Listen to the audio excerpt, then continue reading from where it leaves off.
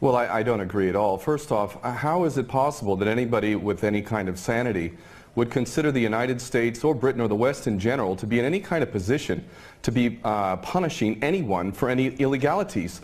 If we want to take a look at Iraq, there is at least 1 million, probably even close to 2 million dead. We invaded that country, destroyed it, created millions of orphans, millions of refugees, and never even so much as apologized for that.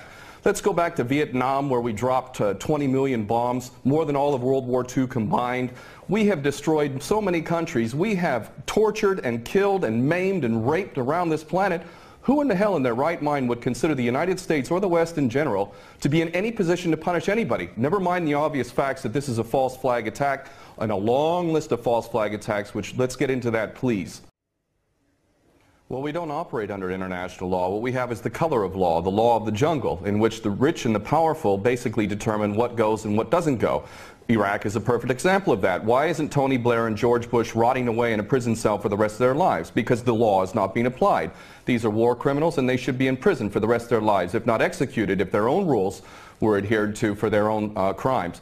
Not only that, but we need to really understand the truth here. First off, all of these players, these politicians, are nothing more than puppets. They don't serve the people. There is no real democracy. They really serve the rich and powerful who run the world, and that would be the bankers who control the money supply. The bankers, of course, make huge amounts of money. Whether they make bad investments or not, wars are great for them, and ultimately they control the politicians, and that is why we see these policies. Obama and Cameron are nothing more than puppets who read the script, and the script is we need another war. And the reason why we need another war, according to these psychopaths who are running the world, is because more and more people, despite the clueless masses who continue to be entranced by things so ridiculous as X Factor and American Idol, there is larger numbers of people around the world who are realizing the truth and beginning to recapture the capacity to think for themselves. And they can see that these people who are being put in positions of public trust are defying that trust and representing an agenda which they could never speak about openly,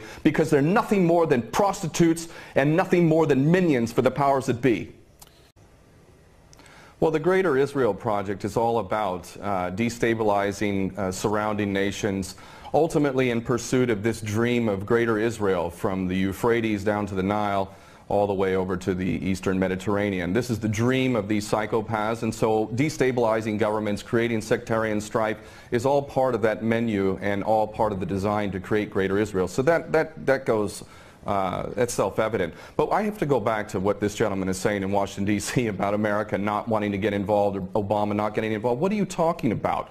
We have been arming people directly who are Al-Qaeda. Al-Nusra Front is Al-Qaeda. These people are psychopaths to the worst order. They are conducting suicide attacks. They are gassing people. We know, Carla Del Ponte said in May, that it was the so-called rebels in Syria that were using sarin gas, not the Bashar al-Assad regime. No, it was not. We know that the United States President is arming people who are on the U.S. terrorist list. He should be convicted of aiding and abetting, giving material support to a terrorist organization. But then again, you know what? We, the West, the United States in particular, Israel and Britain, are the biggest terrorists on the planet. So our little junior partners in Al-Qaeda, which is nothing more than a CIA database, thus the name Al-Qaeda, this is nothing more than a group of terrorists working together, each playing one different role, but all of them working together for the same goal, which is to maintain this hideous and sick and twisted, unjust world that we have, which is a perpetual state of war.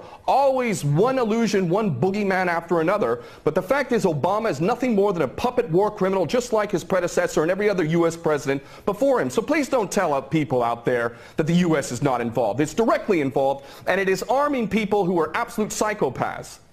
Because the United States has never been interested in anything. Go ahead. Has never been interested in anything other than war. The United States is in a perpetual state of war because the bankers control the politicians, and they read the script as given to them by the banksters, and they make huge amounts of money off of this. What this gentleman is saying about the United States not wanting war, not wanting to get involved, is like Iraq 2.0. It's a repeat of the same rubbish that was said, oh, we don't want war, war is a last resort. That's absolutely untrue. It's a lie. Those that are in government are nothing more than prostitutes who are carrying out the orders of those who are in charge of them, and those that are in charge want another war. And part of that is what we discussed earlier, the Greater Israel Project, to destabilize any Arab regime which might have any kind of autonomy and self-determination. Any regime in the Arab world that is not an absolute puppet cannot be tolerated. And who are the nations that we target?